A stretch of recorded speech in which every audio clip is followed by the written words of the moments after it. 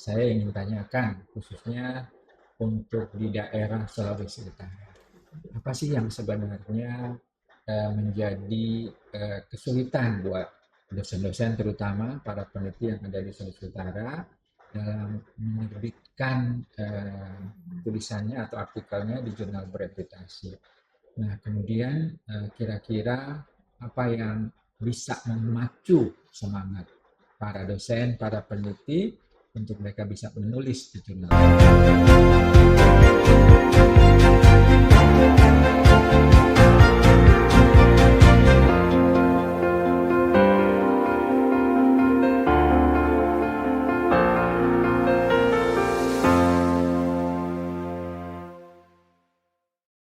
Ya, salam sehat.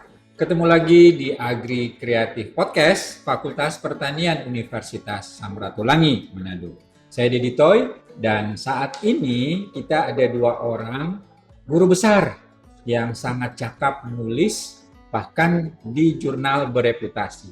Yang pertama Profesor Dr. Sylvester Beni Pratasik MSc. Selamat ketemu Pak Beni. Salam sehat. Salam sehat. Ya, terima kasih Prof. Beni sudah bisa bergabung di tempat ini dengan podcast Agri Kreatif. Dan di sebelah Prof. Beni ada Prof.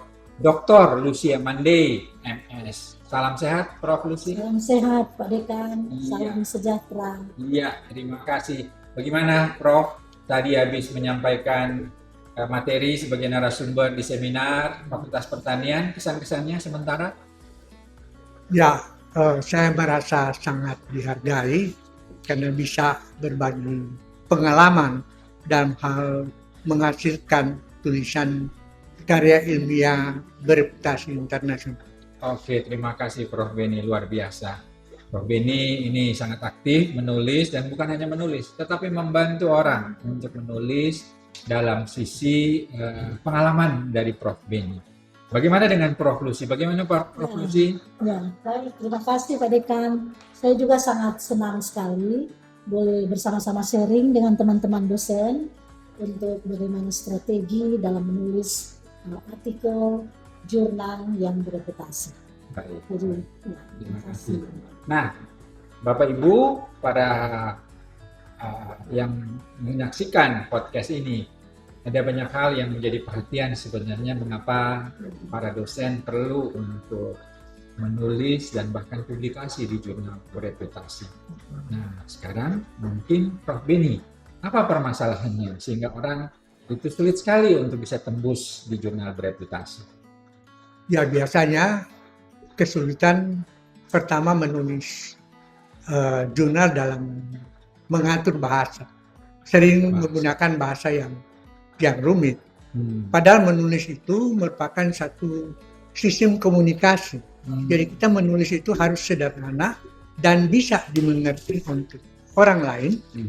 Karena ketika kita menyampaikan karya kita, itu bukan untuk diri kita sendiri, tapi untuk memberi manfaat bagi orang banyak. Nah, kalau Prof. Lucy ini menulis memang sebenarnya ada semacam cara khusus, ada kiat-kiat khusus. Nah, menurut Prof. Lucy, bagaimana supaya tulisan kita ini bisa menarik untuk mungkin editor, kemudian reviewer, untuk bisa diterbitkan di jurnal bereputasi? Ya, baik, Pak Dekan, terima kasih. Jadi untuk strategi untuk tembus pada jurnal bereputasi, tentu harus memperhatikan publishernya, template-nya, kemudian isu-isu strategisnya yang terkini yang dapat menjawab permasalahan masyarakat pada umumnya. Jadi isu-isu krusial inilah diangkat sehingga dan juga hasil penelitiannya bukan dangkal ya, lebih ke kuantitatif ya, metode kuantitatif, bukan sekedar kualitatif, dan lebih spesifik apalagi ke kuartail Q2, Q1. Jadi ada strategi juga, jangan seperti bahasa Inggrisnya juga harus berkualitas, harus bagus. Itu. Baik, terima kasih Prof. Lucy. Jadi para pemirsa, kita bisa mendengar sepintas nih apa sih masalahnya sehingga banyak yang sulit untuk tembus di jurnal Scopus. Dan bahkan hal-hal yang sering kali terjadi sehingga kita sulit untuk diterima tulisan kita di jurnal yang bereputasi. Nah, kalau Prof. Beni, saya ingin tanyakan khususnya untuk di daerah Sulawesi Utara. Apa sih yang sebenarnya menjadi kesulitan buat dosen-dosen terutama para peneliti yang ada di Sulawesi Utara dalam menerbitkan tulisannya atau artikelnya di jurnal bereputasi. Nah, kemudian kira-kira apa yang bisa memacu semangat para dosen, para peneliti? Bagaimana menurut Prof. Beni? Terima kasih Pak. Kan sebetulnya kelemahan bagi dosen-dosen di Sulawesi Utara dalam meloloskan artikelnya ke jurnal bereputasi itu karena terpengaruh dengan struktur bahasa Indonesia yang tidak baik, terlalu panjang yang justru akan menimbulkan ketidakjelasan. Padahal menulis jurnal itu harus singkat dan tegas supaya maksud itu secara langsung bisa ditujukan bagi. Nah, karena itu untuk memasuki jurnal pada level T1, T2, T3 dan seterusnya itu tidak menjadi masalah. Oke, tidak. Ya, karena apa? Karena yang paling penting di sini adalah kita benar-benar membahas itu secara mendalam. Dan hendaknya dosen-dosen di Sulawesi Utara ini juga harus punya motivasi bahwa kalau orang lain bisa, pasti saya bisa. Oke, betul. Jadi memang perlu juga punya pikiran bahwa masa yang lain bisa, masa kita tidak bisa. Nah, Prof. Lucy, ini menarik ya. Kita tahu bahwa memang kita masih kurang. Tetapi saya percaya bahwa tidak ada yang tidak mungkin ya. Kira-kira motivasi apa buat para dosen ya sehingga mereka bersemangat untuk menulis ya, terutama bisa mempublikasikan di jurnal bereputasi. Ya, baik Pak Dekan, terima kasih. Pertama, sosialisasi seperti kegiatan tadi di tingkat fakultas itu baik sekali. Seperti Fakultas Pertanian Unsrat sudah memulai dengan kegiatan seminar bagaimana strategi menulis artikel pada jurnal yang bereputasi.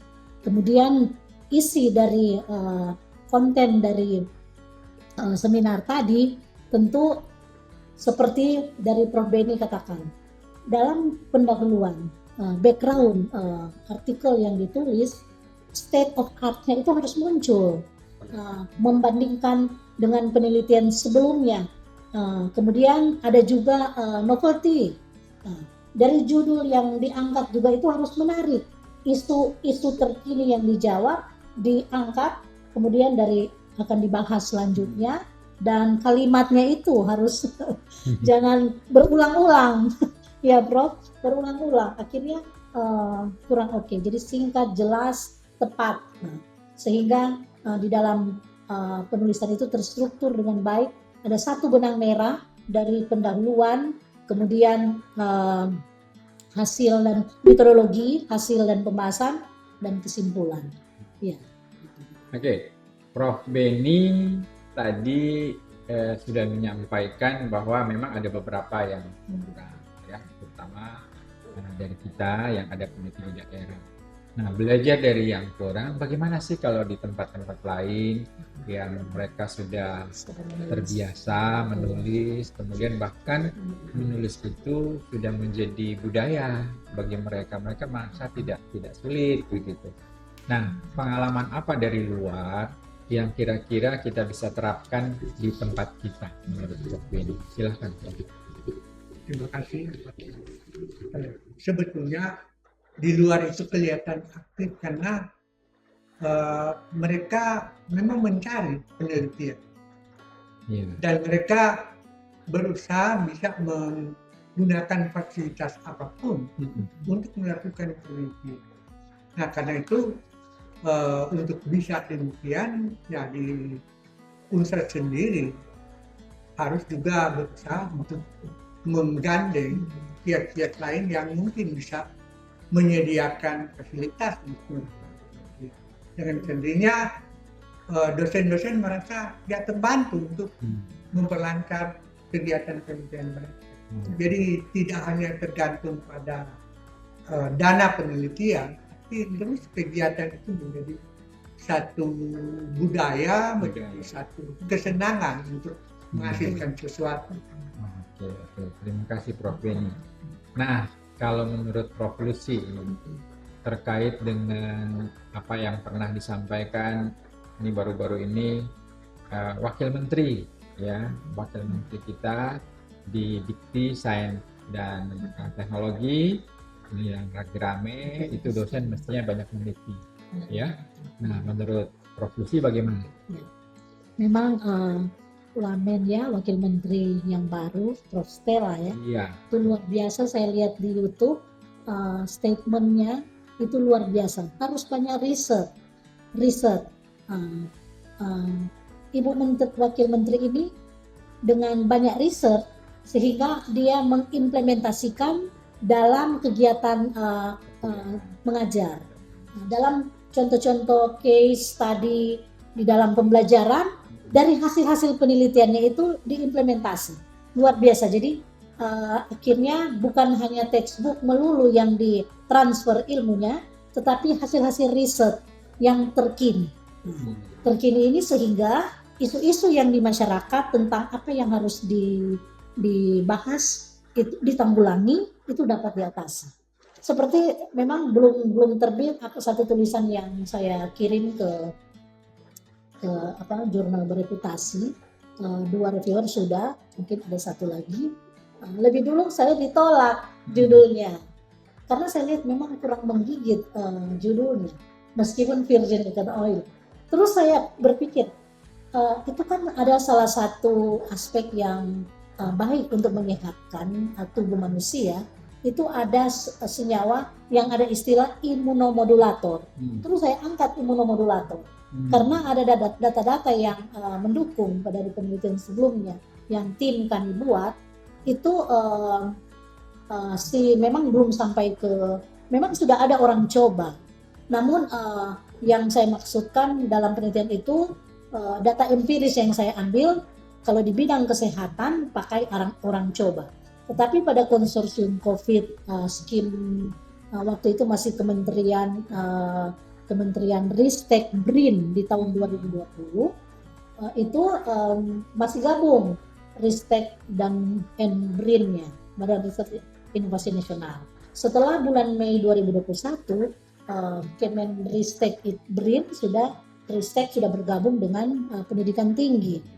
BRIN-nya sudah sendiri. Namun dari hasil skim konsorsium COVID itu kan sudah memperoleh juga orang coba dari hasil beberapa rumah sakit, dari teknologi proses pembuatan virgin coconut oil yang luar biasa, sampai si kementerian membuat satu program difusi. Tapi program difusi sudah langsung bekerja sama juga dengan UKM yang kami bina. Kami cuma sebagai inovator, inventor. Si UKM ini berhubungan langsung itu pada program setelah riset konsorsium. Nah, jadi ada program tersendiri sehingga kami merasa senang karena anugerah Tuhan, tim kami termasuk Bapak Dekan waktu skin konsorsium COVID-19 itu bisa lanjutannya bisa menjadi program difusi untuk pasien-pasien COVID pada waktu itu, sehingga beberapa rumah sakit besar yang menanggulangi pasien COVID itu terbantu karena lebih mempermantap imunnya, sehingga tergolong pada imunomodulator, lebih memperkuat sehingga imunnya oke. Dan menjadi terbukti seperti Rumah Sakit Wisma Atlet, Rumah Sakit RSPAD Jakarta, Rumah Sakit di Bogor, di Bandung, di Bali, Denpasar, di Jogja, dan juga Rumah Sakit COVID di Sumatera, di Pulau Galang, termasuk juga di Manado, Minahasa, Maluku. Jadi rasa senang di masa pandemi COVID pada waktu itu tim kami Fakultas Pertanian mampu mengimplementasikan teknologi inovasi yang terpilih juga, akhirnya terpilih teknologi virgin coconut oil yang tidak menggunakan bahan-bahan pengawet, sehingga senyawa bioaktifnya yang ada di dalamnya itu mampu menanggulangi, membantu untuk menyembuhkan pasien COVID, dan bukan cuma pasien COVID, berbagai penyakit ternyata. Meskipun bukan di bidang kedokteran, tetapi senyawa bioaktif itu masih ada, yang bagaimana mengantisipasi itu tidak hilang dalam processing pembuatannya. Itulah. Nah, ini semoga bisa hadir terpublish di dalam. Ya, luar biasa. Terima kasih. Jadi termasuk tema atau Ya, mungkin judulnya juga temanya bisa itu harus berpengaruh, ya, dan apalagi mungkin itu akan sangat terkait dengan citasi ya, Prof. Edi. citasinya. Sehingga judulnya menarik, apalagi up to date, Ya, hal yang ya, ya. sementara menjadi pokok pembicaraan, kemudian kita lakukan penelitian, dan kalau kita bisa memberikan solusi terhadap permasalahan yang ada, itu akan menarik juga ya untuk bisa terbit ya di jurnal yang bereputasi. Nah, Prof. Beni, ada yang bilang begini, mau bikin tulisan tapi kurang yakin nih penelitian saya ini memenuhi syarat atau tidak, kualitasnya seperti apa, seringkali terjadi. Kemudian yang kedua, ada juga yang bilang, aduh mahal kalau kita mau publikasi. Bagaimana menurut Prof. Beni terhadap dua hal tersebut? Pertama-tama, menghasilkan satu tulisan itu sebetulnya bisa dari data yang sederhana. Cuma kita perlu membuat itu menjadi satu paket yang baik. Salah satu cara kita menulis dengan menggunakan gaya bahasa yang membuat orang lain tertarik untuk membaca seluruh isi. Terutama judulnya ya, Prof. Beni. Ya, judulnya, kemudian abstrak ya. Ya, abstrak, gaya bahasanya jelas, jangan terlalu berbelit-belit. Kita kan seringkali orang Indonesia, orang daerah susah bahasa Inggrisnya. Menurut Prof. Beni gimana? Sebetulnya bahasa Inggris itu gampang karena dari pengalaman saya belajar secara otodidak, itu ternyata bahasa Inggris ini cuma percentage yang paling sulit. Kalau sudah lewat percentage, semuanya sudah mudah dan sangat mudah karena sudah ada rumus yang baku, yang kita tinggal ganti-ganti saja ikut rumus itu pasti membuat orang mengerti. Nah, sedangkan menghasilkan membuat jurnal itu mahal, ya sebetulnya tidak juga, karena begitu banyak penerbit yang menyediakan jasa penerbitan yang gratis. Tapi lama katanya, Prof. Ya, tentu kan kita harus membuat tulisan yang menarik supaya tulisan kita itu dihargai. Jadi tidak masalah ya, ada Tidak juga yang masalah. gratis, tinggal bagaimana kita memilih, ya kan? Prof. Beni. Oke, itu jawaban yang menarik. Para pemirsa Agri Kreatif Podcast, ini dua orang ini yang sangat berpengalaman. Tentunya kita akan sangat ditambahkan lagi sebentar bagaimana kita bisa menulis dan bahkan bisa terpublikasi tulisan kita di jurnal bereputasi. Cuma seringkali konklusi. Ada orang bilang begini, ada orang itu akan bersemangat kalau jelas apa yang memotivasi. Tapi ada juga yang bilang, oh jangan masalah karena uang, bukan karena masalah mau jadi guru besar atau laptop kepala.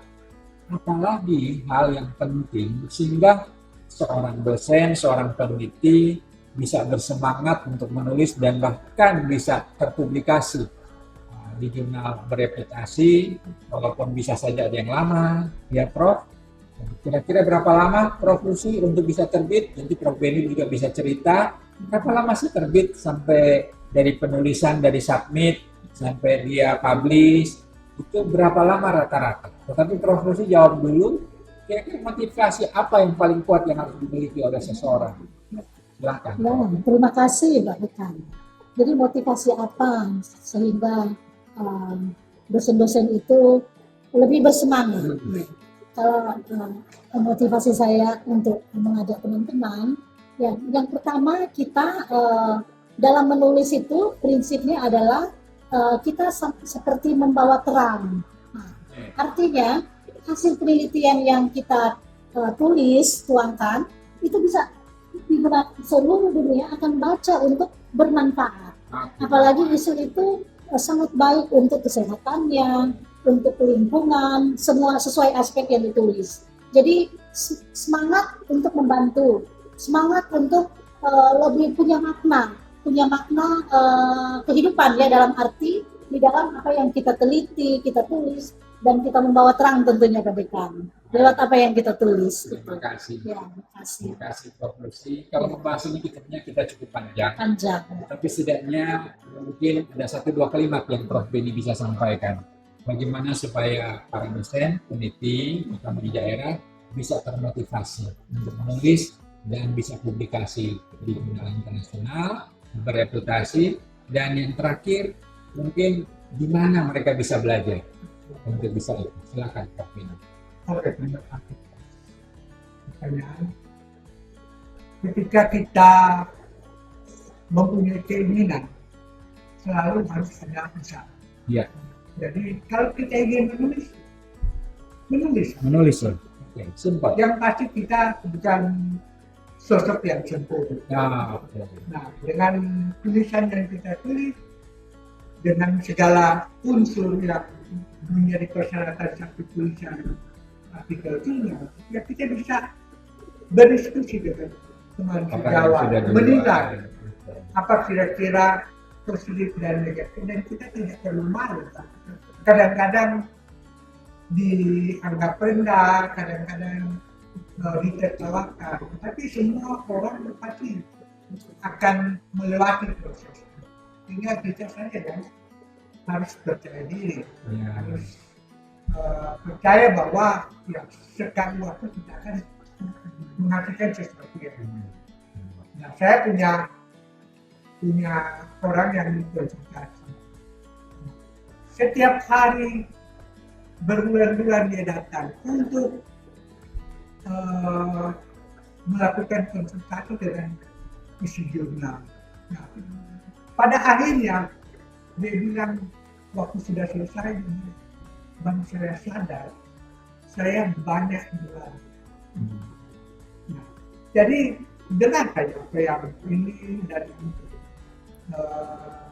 coba memperbaiki yang bisa. Ada juga satu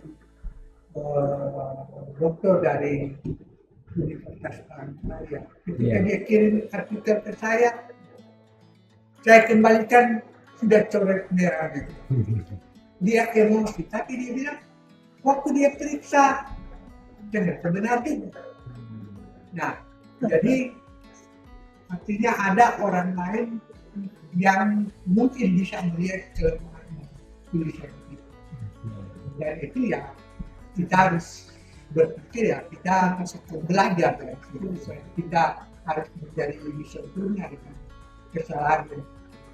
Baik, terima kasih Prof. Beni. Jadi para pemirsa jangan ragu untuk belajar dan menulis. Itu mulailah, kita memang tidak sempurna, dan untuk itu kita perlu kenal. Ada orang-orang yang kita bisa minta bantuan untuk bisa melihat dengan kacamata yang berbeda, dengan kaidah ilmiah yang tentunya sudah teruji. Itu sangat baik, dan jangan malu kalau salah. Jangan malu kalau mereka memberikan masukan, apalagi kalau semuanya salah. Setidaknya ada yang teman-teman bisa kasih masukan. Nah, kata terakhir dari Prof. Lucy, kira-kira nih untuk supaya para teman-teman kita ini bersemangat untuk menulis, apa yang perlu untuk dilakukan? Seperti Prof. Beni juga sudah sampaikan, yang justru pada awal mulanya juga mau tepatnya mau tulis di jurnal A, jurnal D, jurnal C, ya, yang bereputasi, kita mau lihat mau masuk di partai mana, apakah 1, 2, 3, 4. Kita lihat dulu hasil penelitian kita, apakah variabelnya jangan-jangan cuma 2, atau kualitatif. Jadi artinya Kalau yang kuanti, benar-benar hasil penelitian kuanti, metodenya jelas, sangat spesifik, singkat, jelas, tapi spesifik hasilnya. Nah, itu kita pilih yang Q2, Q1. Jangan kita sudah pilih terlalu tinggi, tapi hasilnya kita. Jadi kita perlu juga mengevaluasi apa yang kita lakukan, hasil riset dari. Dan tentunya supaya semangat, judulnya itu harus menggigit, harus dalam arti ada muncul satu kebaharuan, ada kebaharuan, baik juga pendahuluannya sampai sini. Jadi ada judulnya itu harus menarik ya, harus menarik. Jadi harus semangat, dan nomor satu juga kita perlu strategi untuk kalau sudah target mau menulis, jangan kita lewati itu. Jadi jangan tunda. Jadi kalau kita mau publish minimal bulan November ini sudah mengirimkan, sudah submit. Nah, kita sudah ada hasil penelitian. Kita mulai menyusun, kita buat sebaik mungkin, periksa bahasanya dan sebagainya. Jadi perlu mempersiapkan itu, dan harus sampai target itu, bahwa itu harus, jangan kita menunda, itu nomor satu. Baik, para pemirsa Agri Kreatif Podcast, kita tadi sudah mendengarkan kiat-kiat, strategi, dan bahkan pengalaman daripada dua guru besar, yang satu dari Fakultas Pertanian Universitas Samratulangi, yang satu dari Fakultas Perikanan dan Ilmu Kelautan Universitas Samratulangi. Tentunya banyak hal yang nanti kita bisa cari tahu lagi, tapi karena waktu kita batasi saja. Tapi kalau misalnya Bapak Ibu para pemirsa ingin mengetahui lebih banyak, nah silakan untuk menghubungi nomor HP atau nomor WA di bawah ini, yaitu Profesor Dr. Eng Beni Pratasa MSc. Ada di bawah sini nomor HP-nya. Bapak Ibu boleh bertanya atau boleh WA. Dan yang satu lagi Profesor Dr. Insinyur Lucia Mande MS. Ya, nomor WA-nya juga ada di sini. Silakan nanti Bapak Ibu menghubungi mereka berdua, karena mereka ingin juga membantu banyak orang untuk bisa sukses, bisa tulisannya terpublish atau dipublikasi di jurnal internasional bereputasi. Nah, akhir kata, saya sebagai host pada hari ini mengucapkan terima kasih kepada dua narasumber, dan juga mengucapkan terima kasih buat tim media Agri Kreatif Podcast.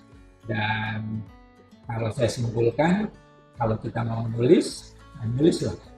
Kalau kita sudah menulis, kurang yakin, bertanyalah kepada orang-orang yang sudah berpengalaman, dan jangan ragu. Kalau kemudian kita malu-malu, mungkin tulisan kita hanya kita yakini sendiri. Tapi kalau kita bisa meminta pendapat daripada orang-orang yang sudah berpengalaman, tentunya akan banyak pelajaran-pelajaran yang kita dapati. Jadi jangan ragu, tulislah mulai dari sekarang, dan yakinlah bahwa setiap apa yang kita lakukan pasti diberkati. Terima kasih, salam sukses buat kita semua, para pemirsa Agri Kreatif Podcast.